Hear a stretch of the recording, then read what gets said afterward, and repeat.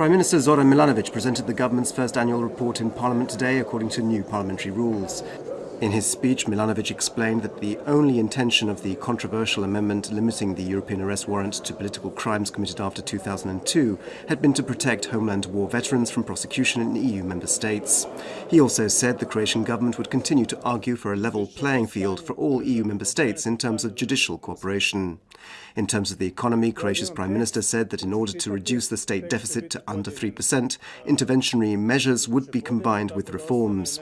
He said that in the short term, state assets could be privatized or concessions offered on them, but reassured pensioners that only above average privileged pensions would be reduced.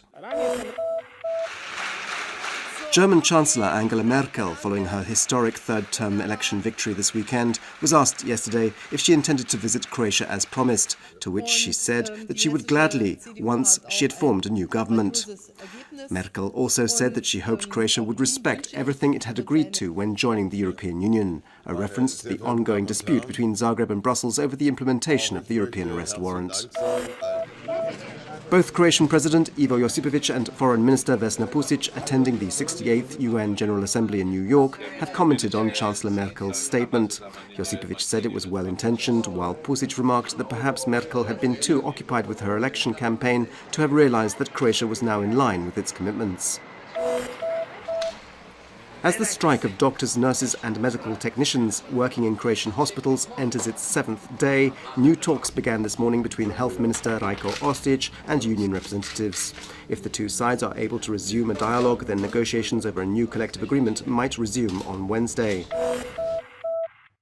In sport, a 3D simulation of what Rijeka's new football stadium might look like was presented to the public for the first time yesterday. Construction on the new Kantrida stadium should begin in May and will last up to 15 months.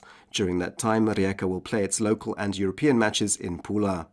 Croatia's indoor football team this evening will play the return leg of their qualification match against Slovakia for next year's European Championships in Belgium. In the first leg, Croatia won 3-1. The game kicks off at 8 p.m. in Dubrovnik.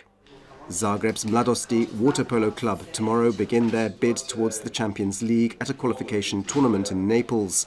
During the 3-day tournament, Croatia will face teams from Malta, Kazan, Marseille, Naples, as well as the Dutch side Schurman. And in ice hockey, after their recent tour of the Russian Federation for the KHL League, Zagreb's Neveschak's next game is at home. Their opponents are SKA from St. Petersburg. The two teams face off at 7:30 p.m. This afternoon's forecast calls for sunny and clear skies. There could be a little cloud in western regions. Winds inland will be weak, while on the coast there'll be a weak to moderate westerly and northwesterly wind with a southwesterly along the northern coast. Temperatures will be a little warmer than yesterday, with highs of between 22 and 27 degrees Celsius.